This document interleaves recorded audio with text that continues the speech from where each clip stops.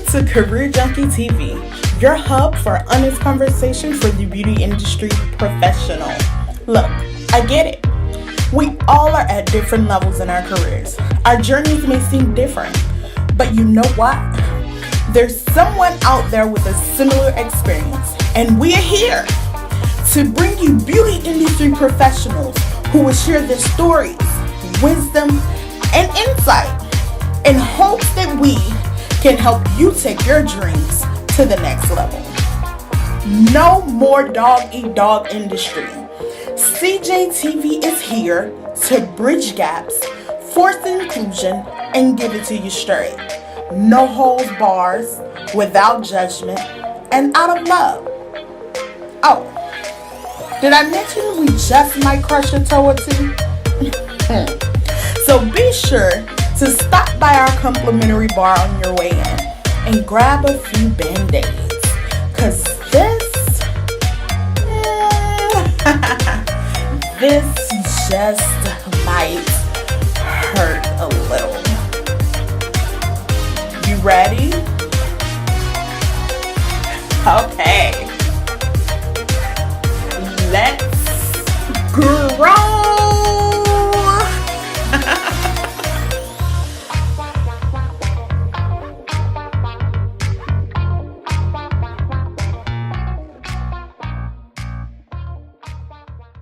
Today we have fashion designer and fashion merchandiser Jontea Luckett, and this is our first on location or in-person interview, and I'm excited about it. She has so much that she's going to talk about and share with you guys just a bit about how she became a designer and what being a fashion merchandiser entails. So guys, she is so super duper amazing. I want to tell you a little bit about her before we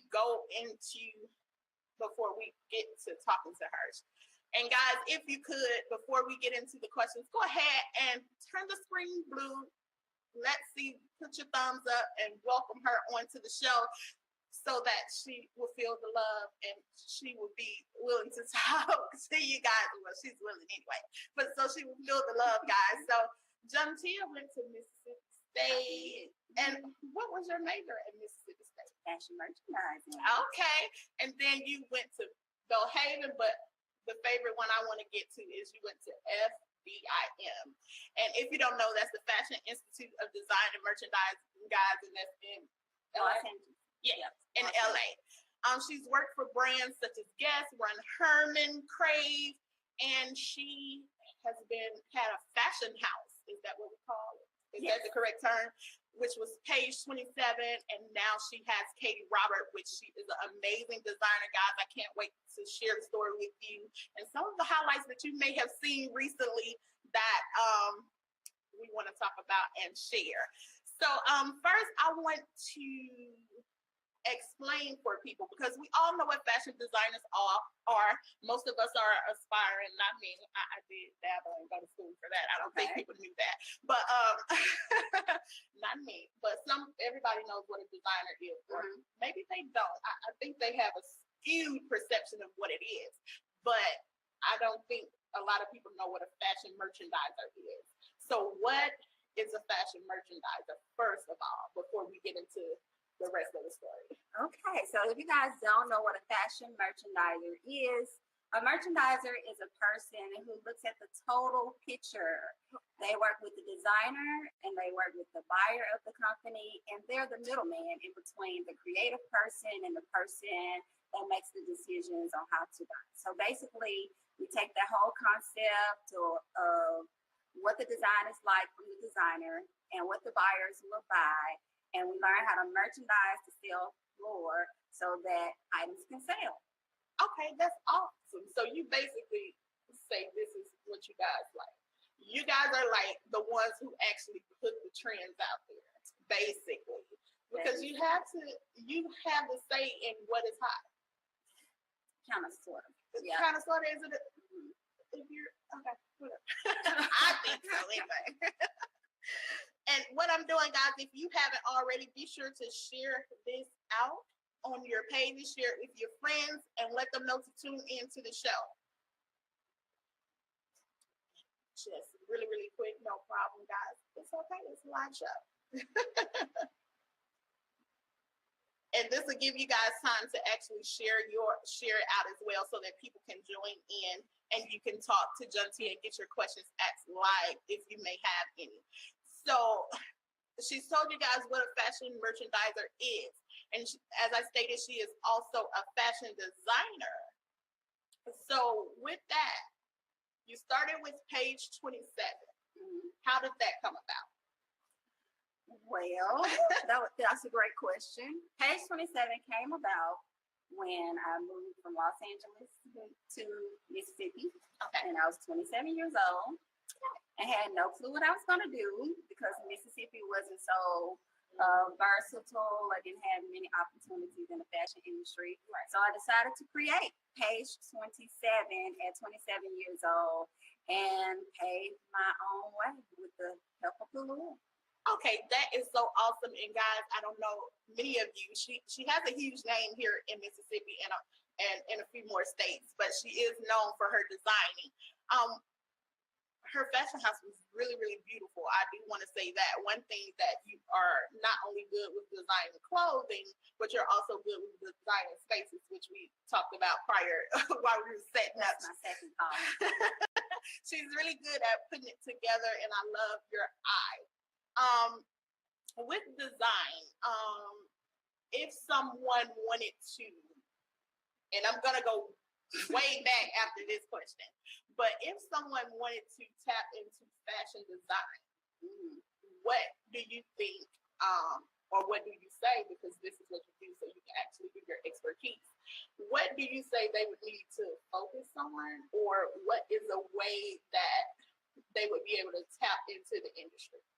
Okay, so the first thing that you need if you're interested in fashion design, you gotta have great math skills. So pay attention in school because math skills are very important in fashion design. Now, you don't have to necessarily go to school to be a fashion designer. However, if you want to be a designer and get some experience with a major fashion company, it's going to be a no-go if you don't have a fashion design degree. So a lot of the major companies don't hire fashion designers that haven't gone to fashion school or 9 times out of 10 don't have a degree in that area. But another thing you need to know is just have an eye and be unique in whatever you want to create. I was telling her earlier, a lot of things that hinder me or made me want to just break away from design is when I moved back to Mississippi and started page 27. Most people wanted me to custom make things. Yes. And when you're a creative, sometimes people come to you and they just want you to do what they want you to do. Right. But it's not necessarily your voice that's pushing out. So if you are a designer, make sure that your voice is heard and don't just copy other things that you've seen other designers do or just do, I would say, knockoffs of other people's brands, but make your voice be heard and be original. That's the key to it all. So I want to talk, that's like a two-part question for me. So you say when you're customizing things for people, it's more so stifling your creativity because they have an idea of what they already want. So you're going off their blueprint and you're kind of stuck in a box per se. So if you're new to this, or a lot of people do that to kind of get their name out there, to make people know who they are and show people their skills and their talents. But if you start off like that, because I know initially you did a lot of social lives, a lot of weekend goers, club goers, amazing work, but you still wanted to be a designer and have a line where you're designing your own craft. Right. So how do you either avoid that altogether, or how do you pivot out of doing custom pieces and then doing the design work? Well, for me personally, out of custom pieces meant shutting down my entire shop and not really taking any custom orders. Gotcha. And really, to be honest, focusing on design, just getting back to my sketch pad, getting back to making patterns, doing things I love. That's just the easiest way out. Because as long as you are creative, people gonna always come to you and say, "Can you create this for me?" Right. So I love that. So sometimes, and I think that is like when you're looking at entrepreneurs and creative people, I know I've spoke with many hairstylists, and sometimes we have to stop one thing in order to get to the next level. And I feel like so many times people hold on for dear life because it's probably bringing in great income for them. So it makes financial sense to stay there, and they're comfortable and they're scared of what the unknown is. But I love, and if you talk to anybody who's ever done anything, they've quit something, they've stopped something in order to get to the next level. So I do love that, knowing when to cut it off. And it's never easy. Was it easy for you? It was easy for me. Was it? Yeah, because actually I had to go to the doctor for heart palpitations and being just overly stressed out. I would stay up to 3 o'clock in the morning just to sew things for people. So yeah, I would rather have my health intact than to make a little outfit. And you don't want to get there. You don't want to have a scare or have something that's saying it's me or this portion of my career. So I love that, even when some people will push through their health issues and pursue it anyway. So that was a good thing that you did stop. Now, I do want to go all the way back. We're going to bring a little history all the way back to high school. So if you don't know, we grew up as cousins, so we consider each other cousins. So we have a lot of history, but she's always been creative. I think we both were in our own ways. We've always been like the weirdos, just creating. You don't know what to do with us, but you love us anyway. But one thing, when we were in high school, I remember prom season came around. And everybody came back to school talking about Cookie's dress. Jontea's dress that she designed. I don't know if you made it, but I did hear like you designed the dress. So how did that come about? It came about because I didn't want to dress like anybody else. And two-piece outfits were in, and I wanted a two-piece like no other. But all the mall had was like these ball gown dresses. Yeah. And I knew I didn't want to wear a ball gown. Yeah. So I went and picked me out the most expensive fabric I could find that I knew nobody could have or would have. And I had my mom to look a sister.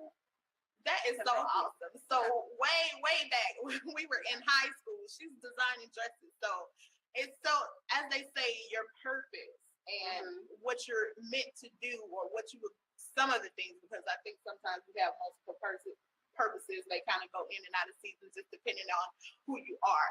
But we have to look at our history and what we enjoyed and what we started doing like forever. They say the things that you would do for free, the things that you find yourself thinking about in your spare time. So you design early in high school, and then you automatically know. Did you know prior to designing that dress that you wanted to be fashion designer?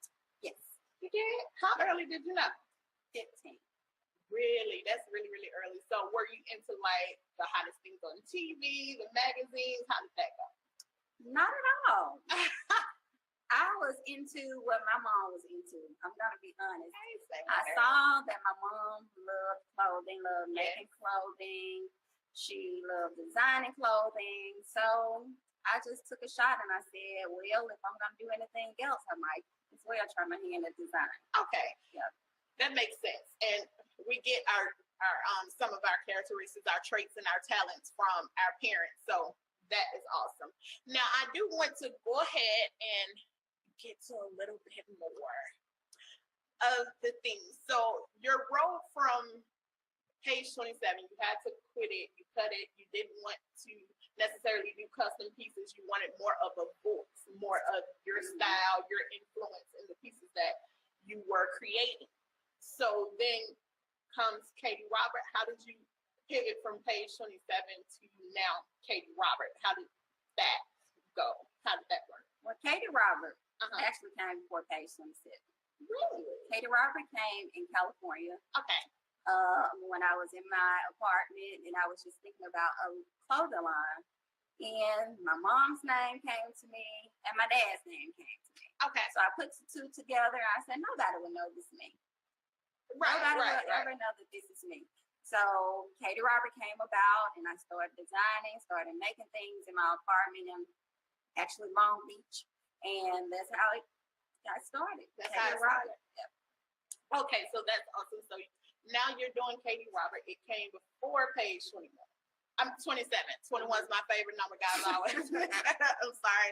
Page 27. And how did you was figuring out once you came back to Mississippi? So once you closed it down, you decided to go back to your first love or the first thing that you had your hand in? Well, page 27, let me tell you guys something. If you're into design and you want a clothing line, what you would need is a showroom, right? Okay. So if you don't know what a showroom is basically this place set up, they represent you as a designer. It's kind of like the middleman from you as a designer. You have your showroom that represents you and showcase all your clothing to buyers. So I didn't have that when I moved back to Mississippi. So I decided, why not create my own showroom to represent myself as a designer, be my own representative. Because I knew I wasn't going back to Los Angeles anytime soon. Okay. I knew I wasn't going to New York anytime soon. So what I did was create page 27, which was a showroom. And out of that was supposed to be just only my pieces that were supposed to be displayed in the showroom. However, once people found out that I had an actual studio and a showroom, that's when people started coming and saying, just can you do a custom piece? So I kind of put Katie Robert on the back burner, and the voice of it was kind of hidden for a little while because I was too busy doing custom pieces. Again. Okay. So how do you keep your voice?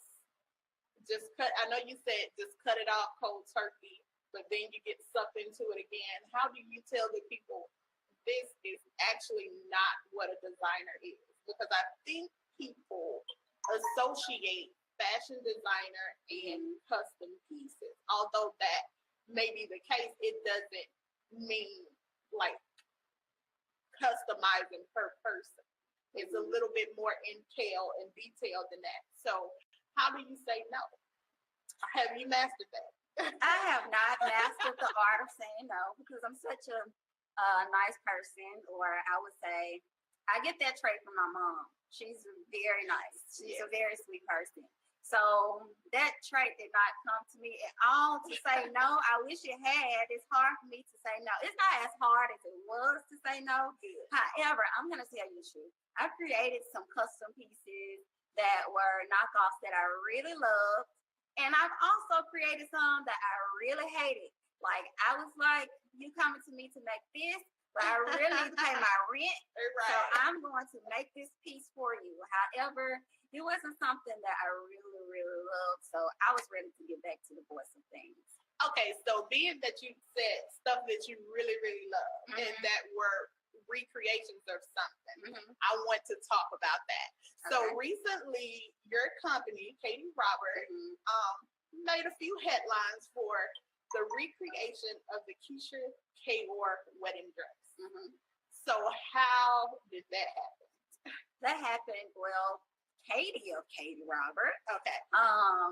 The young lady came to her. She was inspired. They really loved Keyshia Ka'oir, and they knew that we could recreate this piece. Okay. So they came to us for prom, and it was something that was out of the ordinary because most girls today, they're really used to like the mermaid style of dresses. Yeah. Well, I know here, I don't know if you're out of state, but here the girls are used to the mermaid dresses. So we thought it was something very unique, but she thought it was something very unique and decided to create it. And I think she knocked it out. She rocked it out. She did. She looked that dress. Yeah. So that's amazing. I saw that Keyshia Ka'oir liked her mom's post or reposted it. So that is really, really big. For someone, because for a fashion designer, because if a celebrity, we all know now in the social media sphere, one retweet, one repost from a notable person will catapult your career to the next level. So how do you prepare for that? Can you ever be prepared for something like that? You can never be prepared for something like that. But one thing that I have learned is that God keeps you hidden for a season. Yes. And sometimes in your season, and I heard this from Pastor Todd. I don't know if you guys have ever heard of Pastor Todd, but I was listening to him on YouTube, and he was just talking about in a certain season, God has to hide you. And you have to work on your skills, just like David. And those skills that God has given you, he's honing those skills just to bring you into your purpose. And sometimes it might not be a celebrity that tweets you out. You know, it might not be a person that even recognizes you for your gift or talent. You could have done something for a celebrity. Right. And honestly, I'm going to tell you the truth. There have been many celebrities we have done things for. Yeah. Even coming to us and people saying, oh, I got this celebrity. They're doing a concert. Can you make something? Can you design something so we can present this to them? We've done plenty of that stuff. But the situation is that no matter what tweet is out there, until God is ready to elevate you to the next level, it's not going to happen, but in time, it's going to happen. So basically what you're saying is what we all say when we reach a level of success or we've just been hustling in the background in our careers is basically hone your craft. Yep. So that when that opportunity presents itself, you're automatically ready because you've been working. It doesn't matter. I think we get caught up in people wanting to know our names too quick. Yep, social media. People want to, and one thing I love is that I had a notable name in doing hair, and then I did it. What I realized in the lessons that I learned, and people now they may know me a little bit more now, but people not knowing me initially was that I got to fail in private. I got to tweak things in private. I got to I could change my logo today and tomorrow and no one noticed because I just needed to see what works for me. So sometimes you just have to ride the journey and be unknown and tweak your process and tweak your skills and just hone those things so that you will be the best you once everyone does know your name. Yeah. They doesn't have to necessarily know everything that happened unless you want to share that portion of the story with them, but it gives you the opportunity to really just fail. Because no one likes to fail, and it's even worse if you have to fail with a whole bunch of eyes on you, right? That's true. Okay, so I love that. Now I'm going to pivot into your fashion merchandising side because currently you're the fashion merchandiser for Love Story 1979, which is located in Canton, Mississippi. So with that, Love Story now has a live show, weekly show every Wednesday. They showcase new pieces. They showcase new pieces, and it's an online experience. It gives customers the opportunity to shop while they're at work, see what's new, and not have somebody snatch it before they get here. So with that show, because it's doing great numbers in a short period of time, because you're the merchandiser, that means that you're the buyer for the store. How does that work, making sure that it's pieces that the people will absolutely love and will sell out? Well, it works. Well, actually, I want to say something, guys. She actually was an inspiration to Fashion Floor Live because she was doing a Periscope video and walked in the store shooting a Periscope video. And I was like, we should do a show. We should do a show. And actually, nobody knows this. It was like one of the first Facebook shows like that. And now you see so many Facebook shows like that. I was like, all over the world. I wish we would have started that out on a like page first, but we did it backwards. But that's another story. Thanks, niece. But the way that you, what was the question? How do you make sure that the pieces that you're choosing, that you're buying for the store are pieces that the audience and the customers rather would love, and it's something they're going to buy? Okay, so first, we know our target audience. We know the age of the women who shop here. And sometimes your Instagram followers are a different age than your Facebook followers. Yes. And then your people in your local area are different than both. And sometimes it's a mix. So we basically study the analytics of where our customers, the age of our customers, where they are, and basically got to know us in style.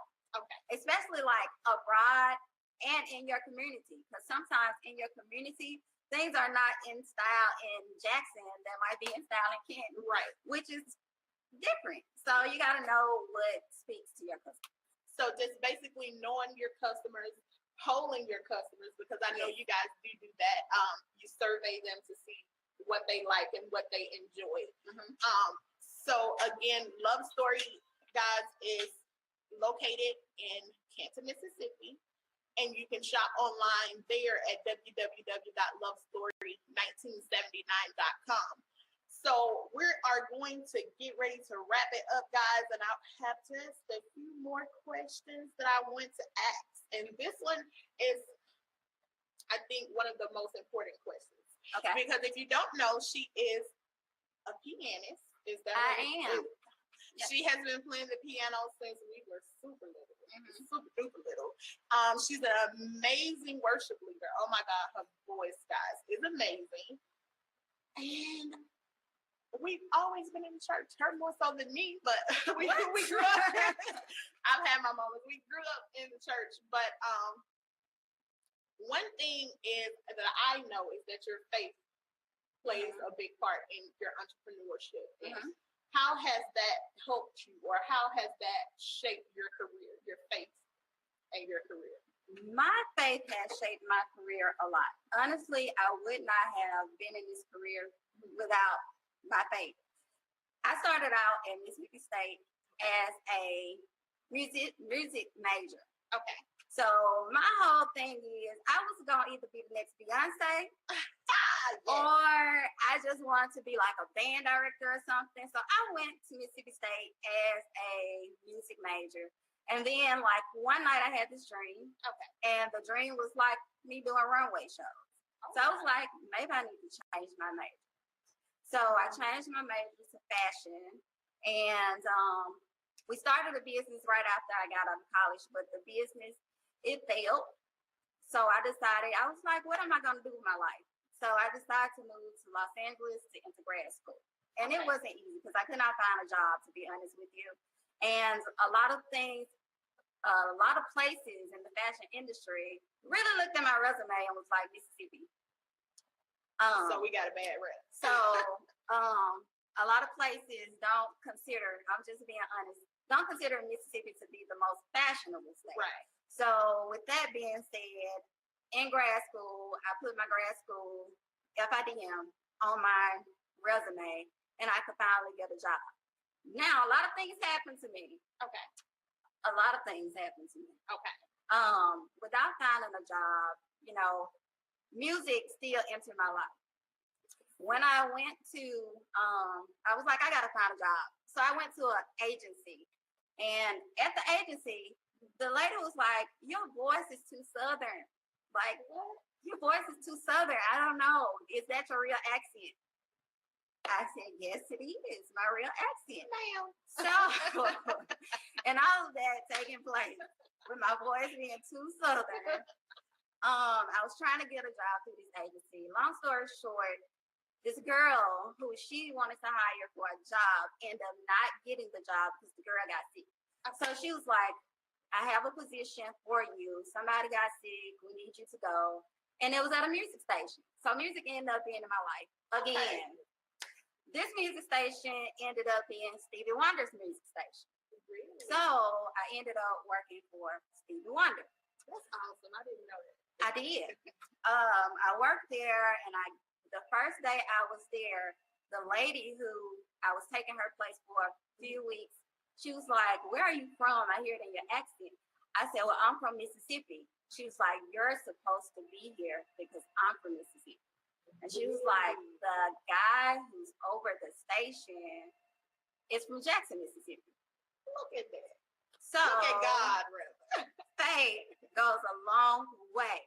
Now, and all of that being said, I still had hard times. Although I wasn't making a lot of money, I'm going to tell you a quick story about how I got my first fashion design job. Okay. I was the secretary at this company. And I was like, God, I just really want to enter into my position as a fashion designer. And one day I was going to the copier and looked under the copier And they forgot to take out the ad they was about to place in the newspaper that a fashion design position was available at this company. So that's how I got my first position. I went from secretary to fashion designer assistant in one day. That's amazing. So that's a great story. But it wasn't overnight, because we get that mixed up too. No. As you can see, it wasn't overnight. It's never overnight. So don't confuse it. But I never knew that. That's so awesome. So as we wrap up, I want to thank you so much for coming on. But we have this question that I ask all of our guests, and it is: if someone was in the fashion industry, what is some advice that you would give them if they're feeling stuck, unsure, and maybe ready to call it quits? So what would you tell someone to motivate them or help them get out the rut and get to their next level? Okay, if you know someone who is in the fashion industry, or someone even right here in Mississippi, Kansas, Mississippi, Jackson, Mississippi, who feels like they're just in a rut, I would say don't stop creating. That's the number one thing.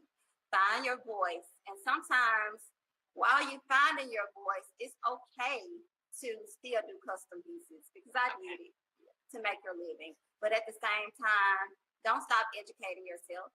That's the number one thing. Go to seminars, go to self-help classes. I still do.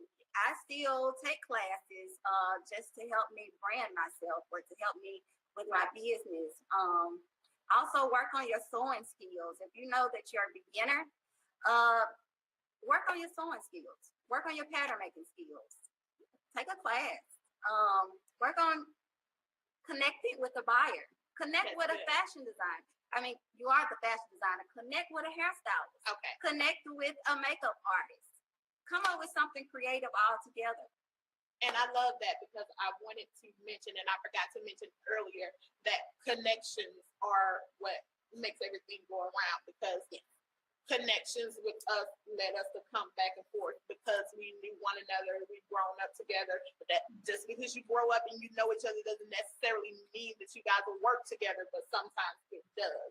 So having those connections and making sure that you're nurturing those connections are key. Make sure that your reputation stays good in the streets, okay?